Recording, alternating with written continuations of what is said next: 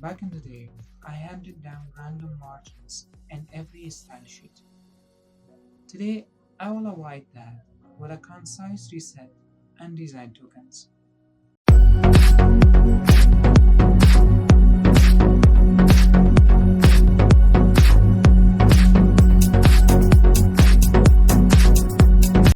One change in root updates your whole site, no more magic numbers. So far we have completed the whole HTML code, and now we are ready to go to the CSS part. For that we are going to create a folder named CSS and then create a file inside it with the name of style.css. After that, link this file in HTML.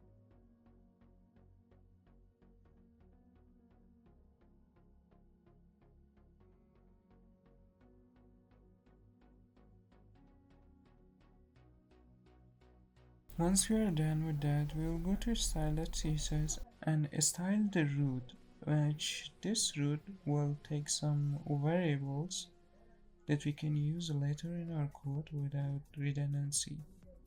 The use of this variable is that you don't have to write the same style twice, and you can just write the variable inside the var function, and that's all.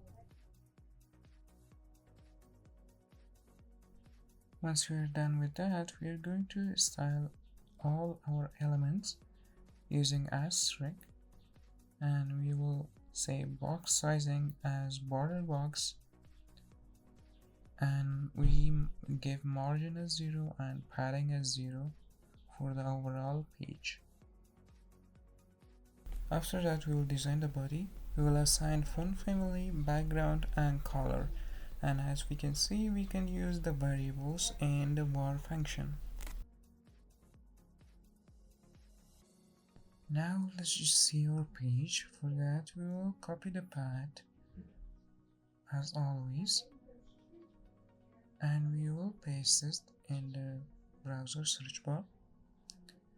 After that, we can see that we have our page, but there are something different.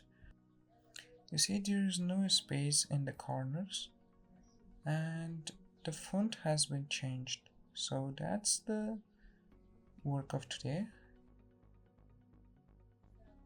Here is a challenge for you. Experiment in DevTools. Watch your site transform in real time.